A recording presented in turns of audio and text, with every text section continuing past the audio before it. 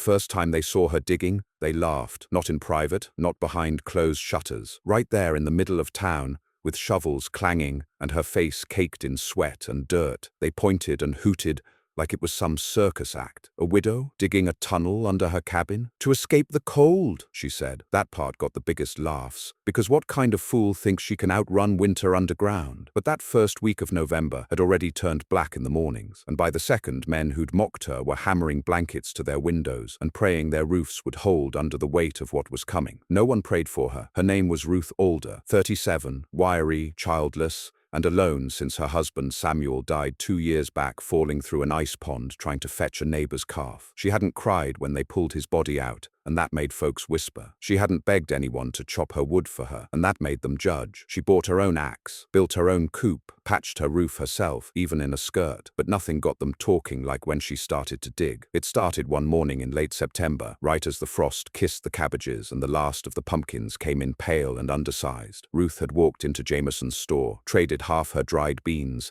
and a pound of lard for 2 iron shovels and a box of nails. "Fixing to bury someone?" Jameson had joked. She looked him dead in the eye. "Yes," she'd said. "The cold." Back home, she cleared the floorboards from the back pantry, a small room she used to dry roots and skins, and began chipping away at the packed earth beneath. 2 feet down, the dirt grew damp. 4 feet down, it turned black and musty. She worked with a fury, like she was trying to fight her way into the core of the earth. Every day for weeks. No one helped. No one asked why, but everyone saw. By mid-October, the hole beneath her cabin stretched 12 feet long, 4 feet wide, and deep enough that she had to hoist herself out with a knotted rope. She lined the walls with stolen rock, slapped on a mix of mud and straw to seal the frost out, and hammered in support beams from old barnwood salvaged after the Harlow place burned down. At night, Ruth sat by her stove and marked in a ledger every inch of tunnel she'd managed that day. She had a plan, a long one, not just a root cellar, not just a storm shelter, a tunnel, a way out, a place to hide, a place to survive. She was going to carve a path beneath the surface, from her back pantry to the southern ridge behind town, where a clutch of cedar trees grew dense enough to block snowdrifts and wild winds. "Won't even get a lantern down there without it freezing to your fingers," one man spat outside the post office. "She thinks she's a groundhog," laughed another. "You know she's mad," Mary Elkins told her children. "Let her be." But Ruth didn't build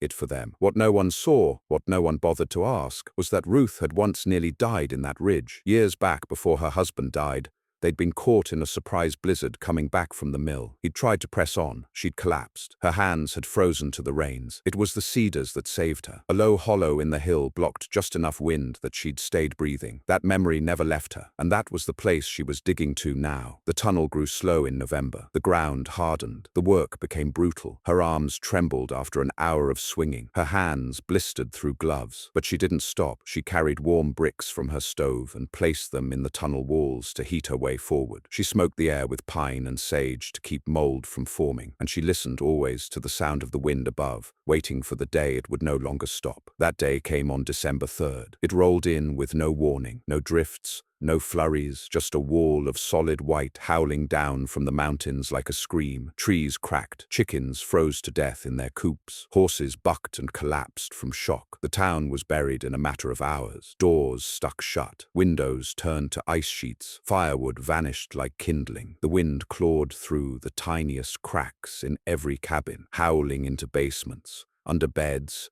through floorboards, and into lungs. Folks panicked. By sundown, 3 men had frostbite, a child had died, and Ruth, she was gone. No one knew where. The widow's cabin sat cold and still, chimney dark. Her shovel lay on the ground outside like she'd dropped it mid-step. Some thought she'd run, others figured she'd frozen somewhere in the woods, trying to save her hens or drag back firewood. A few even muttered that she'd finally cracked and buried herself alive. The truth was quieter. Ruth was underground. The tunnel was finished now. It wasn't perfect. It sagged in places. The walls sweated when the wind pressed too hard. But it held. It held warmth. It held air. It held silence. The stove bricks she'd buried still radiated faint heat. And at the far end, past 65 feet of packed earth, was the hollow in the cedar ridge, sheltered, dry. Above her, the world screamed. Below, she breathed. She wasn't hiding. She was surviving. And it wasn't long before someone else needed the tunnel. The first to come was Emmett Jorgen, a boy of 10 whose mother had wrapped his face in flour sacks and pushed him out into the storm, screaming, "Find help!" He stumbled half-blind into the wind, following the faint memory of where Ruth's cabin used to stand. He found it buried to the windows, chimney long gone. He screamed her name. Nothing. Then he kicked at the snow, felt wood,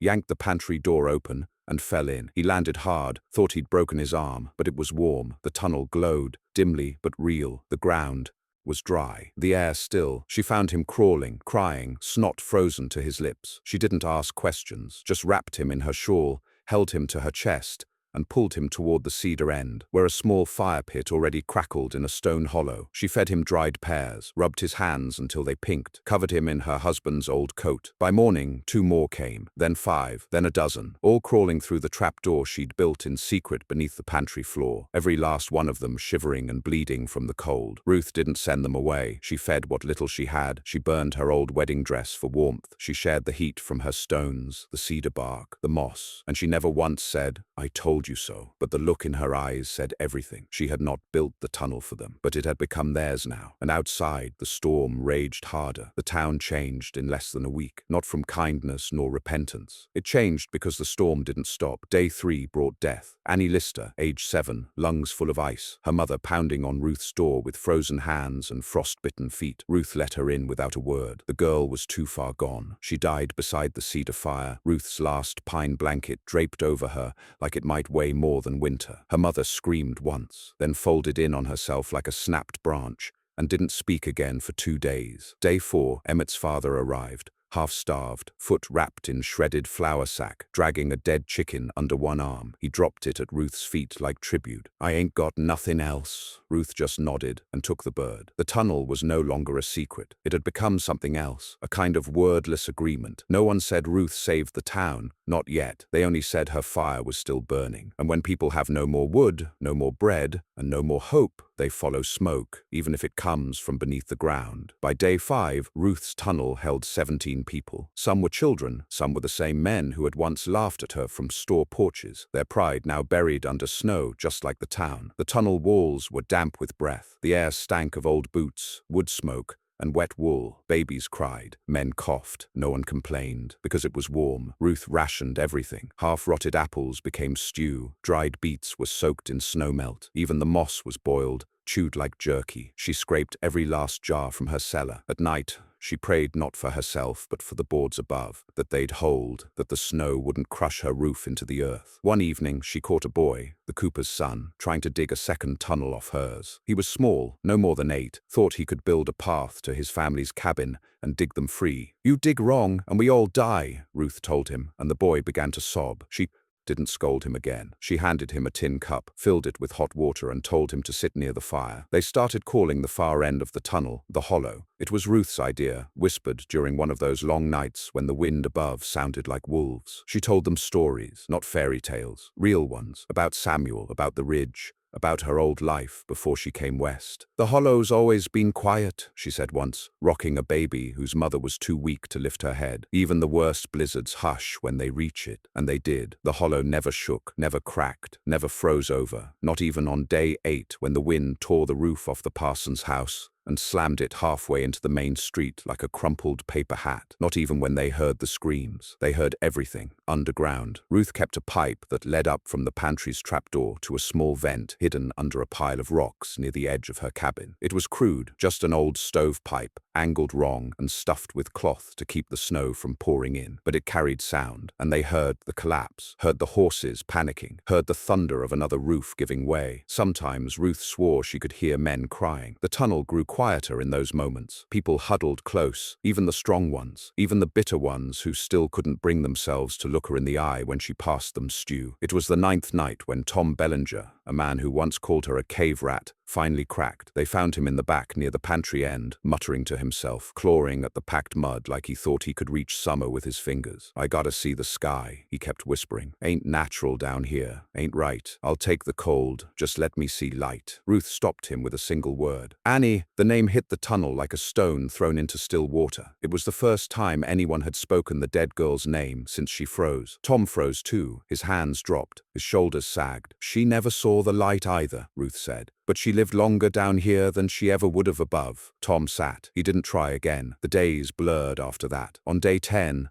A baby was born. No one had expected it. The mother, a young woman named Clara, had hidden her pregnancy beneath layers of coats and shame. No husband, no kin, just fear. But labor doesn't wait for the weather. She screamed through the night. Ruth boiled water, used her last clean linens. And when the baby finally slipped out, bloodied and wailing, the tunnel filled with a kind of sound no one had heard in a week. Life. They named the baby Hope. Even the bitterest men didn't argue. By day 12, Ruth's body began to give out. She didn't let it show, not fully, but her hands trembled longer after each pot stirred. Her legs cramped from crouching. Her back ached, and the cough that started on day 11 hadn't left. She'd run out of lard. Her nails split. Her left ear throbbed with infection. Still, she woke before the others, checked the walls, smothered sparks before they could turn to flame, listened to the storm. It was still there, still roaring, still hunting, and then, on day 13, the tunnel collapsed. Not fully, just one section, near the pantry end. A groan, then a thud,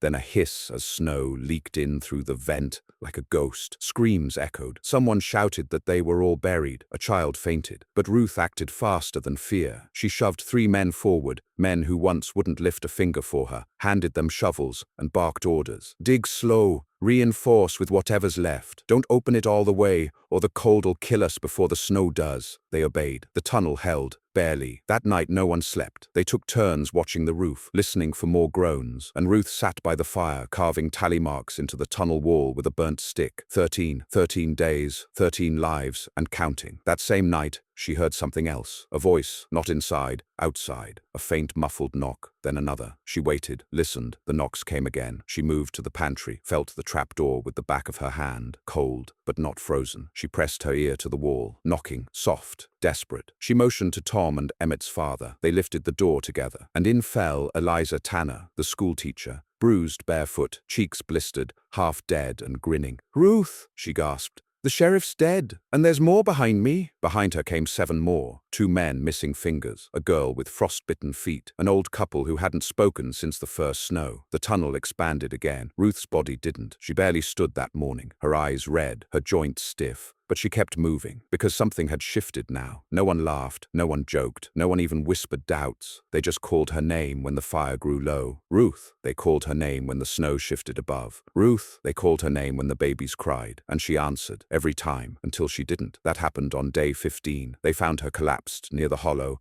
head resting on a bag of grain she hadn't touched, her skin pale, lips cracked, hands shaking. She opened her eyes and smiled. "Just tired," she whispered. She wasn't. The fever had taken hold. It came from the infection in her ear, maybe from a cut that went septic, maybe from giving too much and eating too little, maybe from the weight of keeping a town alive on her back with nothing but mud, stone, and faith. They tried to nurse her. They tried to heat her. They tried everything. But by midnight, Ruth was asleep, not dead, not yet, but fading. The woman who dug a tunnel to escape the cold was losing her fight, and the storm still hadn't ended. They say a person can survive 3 weeks without food, 3 days without water, and 3 minutes without air. But no one tells you what the limit is for hope. No one writes it down. And out there, buried under 30 feet of snow, in a tunnel no one believed in, Ruth Alder became the answer to that question. She didn't wake on the morning of the 16th day. Her chest still rose, slow and shallow. Her face had gone grayish, lips blue at the corners, breath wet with fever. She shivered in her sleep but didn't stir when the baby cried, didn't blink when Eliza rubbed her wrist with a hot cloth, didn't flinch when Tom tried to feed her broth from a bent spoon. The woman who had kept them all breathing,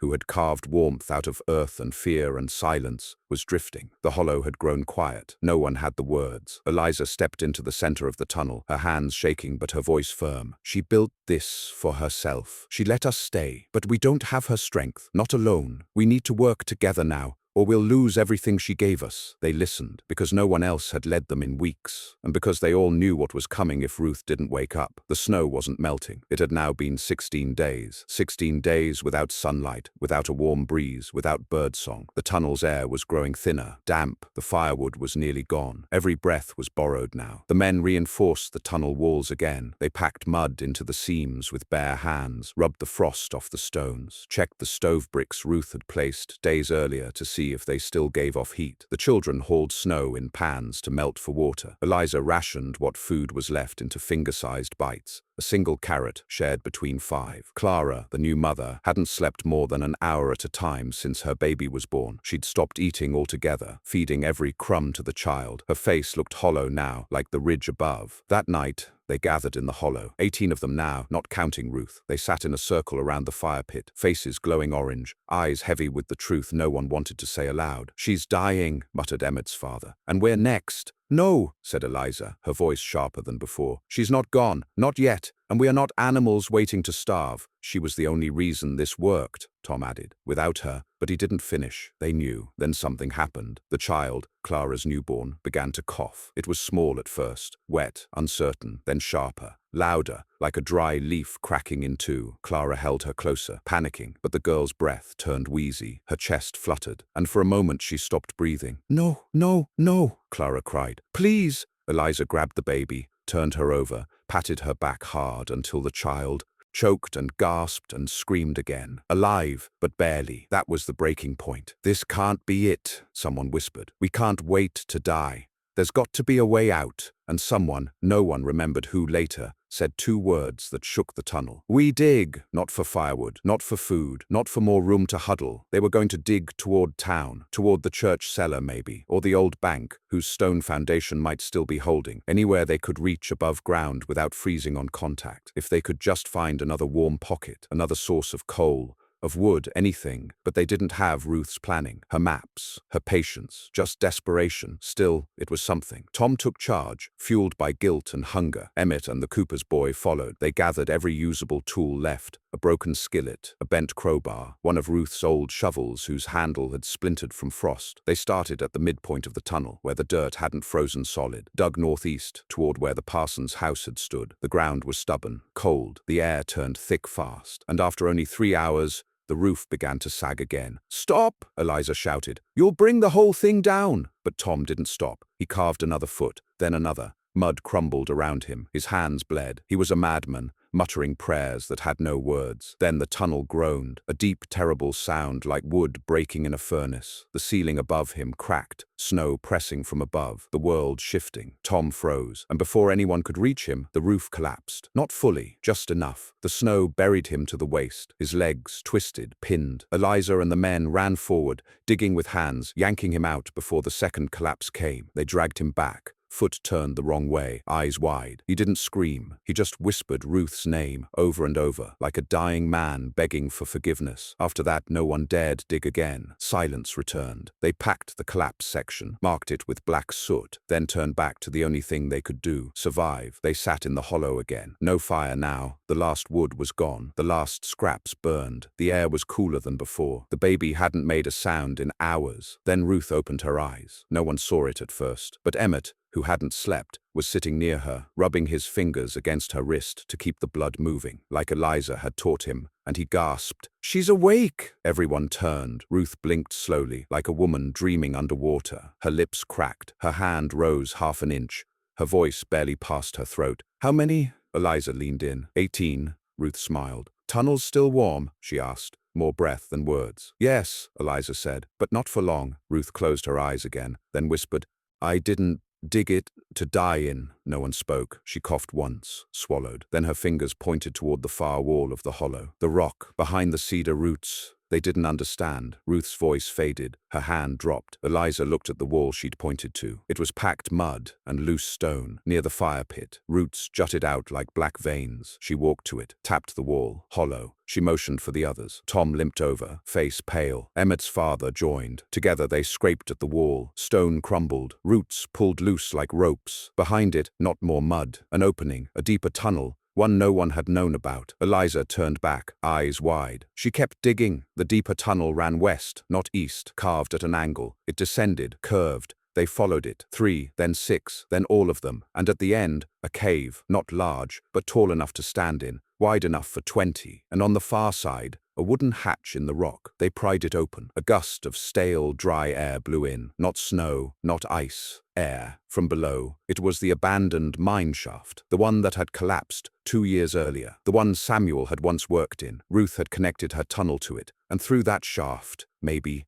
an exit, or at least coal, timber, air, a way out, or a way forward. Either was better than waiting to die. The tunnel that had once saved them now felt like a throat slowly closing. The air was still, the warmth nearly gone, and every breath carried a weight no one could shake. But when the false wall behind the cedar roots crumbled and revealed Ruth's second tunnel, everything changed. She hadn't just been trying to survive, she'd been planning, preparing for a second storm, one they couldn't see. The old mine shaft was deeper than any of them remembered. It dipped down at a slight angle, still reinforced by beams blackened with age and coal dust. Every few steps, someone coughed. The air was dry but heavy. It smelled of old stone, burnt rope, and time, and yet it was better than the staleness of the hollow, because it held possibility. Tom was the first to step through the hatch Ruth had hidden. His injured leg dragged behind him like a plank, but he didn't hesitate. Emmett followed, lantern in hand, its flame barely clinging to the wick. Then Eliza, carrying the newborn, her arms stiff with fear and exhaustion. One by one, the others followed. They moved slowly, careful not to touch the walls too hard, careful not to speak above a whisper. The tunnel itself felt like it was listening. The shaft sloped down into a black that swallowed sound. They passed wooden signs, etched by hand, names of long-dead workers, coal depths, shaft numbers. They passed old rails used to cart ore, the wheels rusted in place. At one point they crossed under a timber beam,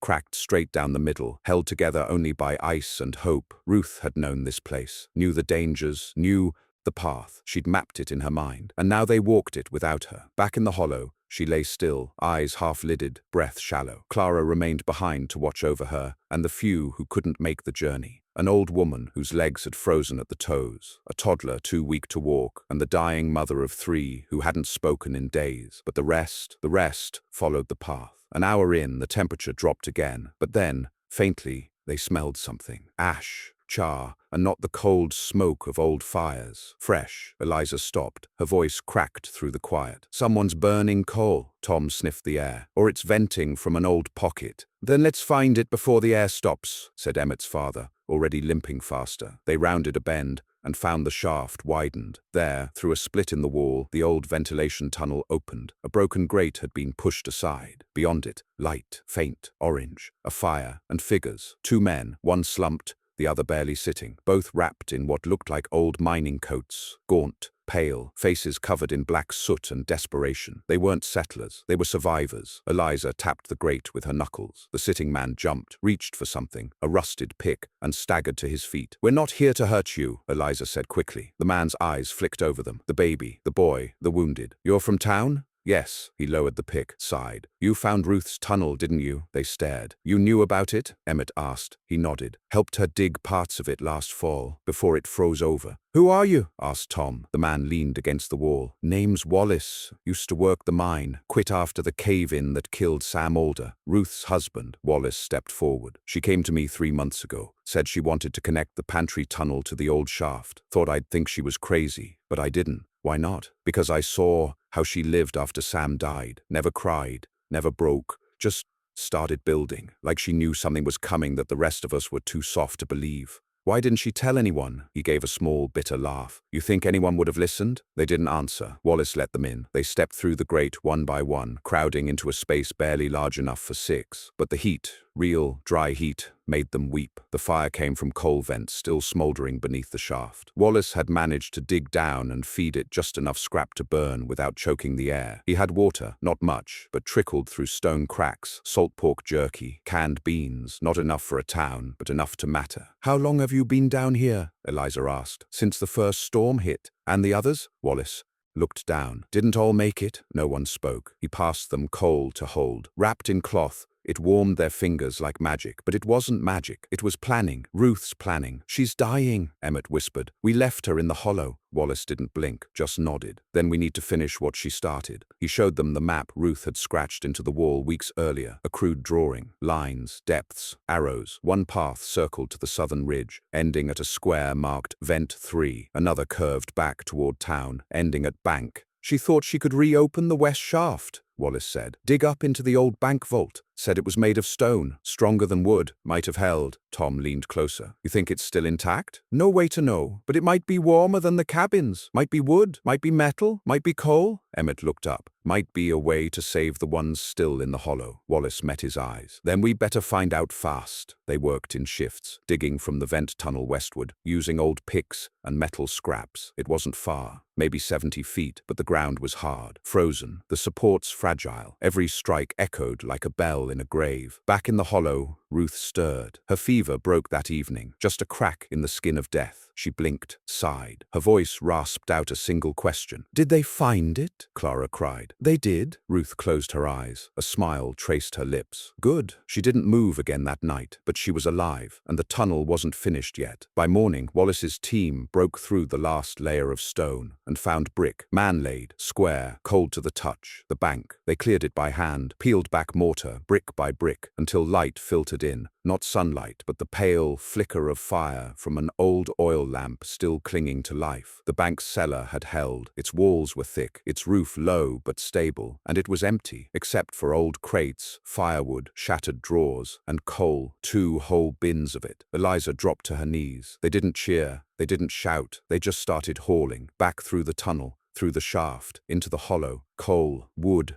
salt, cans, rope, cloth, even blankets from the old bank vault, enough to last, maybe not weeks, but enough to burn. They relit the hollow, they boiled water, fed the sick, wrapped the children in cloth so warm it steamed. And Ruth, still pale, still too weak to speak, opened her eyes to see firelight on stone, and cried. The woman who built a tunnel to escape winter had done something far stranger. She'd carried a town through it. The storm didn't stop, not for another 3 days. The coal they found in the bank vault kept the fire alive. It was wet at first, sticky with cold, but once lit, it burned with a deep red glow that warmed the rocks from the inside out. For the first time in 2 weeks, people slept without waking in panic. The tunnel air, once heavy with breath and mildew, turned dry again. Smoke curled up through the broken ventilation shafts Ruth had once tried to map. Even the children coughed less. Ruth recovered in increments. A sip of broth, a blink, a breath that didn't rattle. Each hour added a grain of strength to her voice, but her limbs stayed heavy. Her face remained drawn. She couldn't walk, not yet, but she could speak. Her first full sentence was to Eliza, who sat at her side, arms crossed from worry and fatigue. Did it hold? Ruth asked. Eliza looked around the hollow, the firelight flickering on soot-darkened walls. A dozen people huddled beneath old blankets, one of the babies snoring quietly against its mother's shoulder, and Tom stoking the embers with a length of iron, and smiled. Yes, she said. It held. Ruth didn't cry, just let her eyes close again and whispered, then let it keep holding. The day after that, Clara's baby giggled for the first time. It was a strange sound, out of place underground, but when the others heard it, they froze. Then, almost shyly, people began to smile. It broke something in the dark. Not hope, exactly, but release.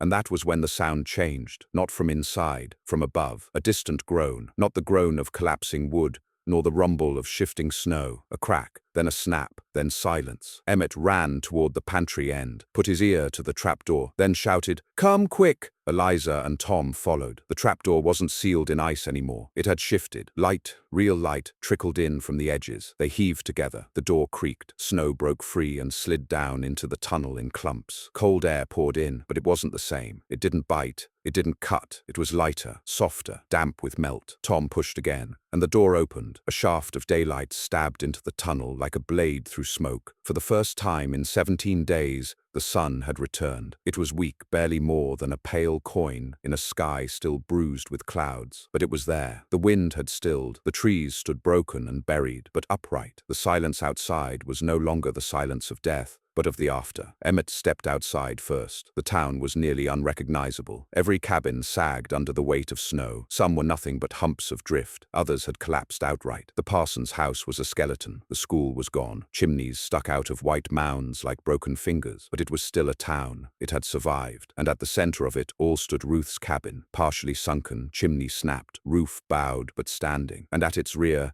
the entrance to the tunnel, a scar in the earth, a miracle in mud and stone. Word spread fast. Those who had stayed behind the few stubborn men who refused to leave their cabins, the families who hadn't heard of Ruth's tunnel in time, began to emerge, blinking into the morning glare. They saw smoke rising from Ruth's pantry, firelight flickering from the hollow, and they came. The tunnel was no longer just a passage, it was a sanctuary. In the days that followed, they used it like a church. They brought wood to its door, food, tools. Some brought nothing but themselves, tears freezing to their cheeks as they knelt and whispered thank you to the dirt. No one dared ask Ruth to stand, but on the fourth morning after the thaw, she did. With Wallace at one arm and Eliza at the other, she walked through the hollow, past the fire pit, past the wall where her tunnel turned deeper, and into the daylight. The town fell quiet when she appeared. Even the wind stopped. She wore the same coat she'd dug the first tunnel in. Its cuffs were ragged, one button hung by a thread. Her boots were patched with cloth, her gloves too thin. Her hair was tangled, her eyes sunken. But she stood, and in that moment,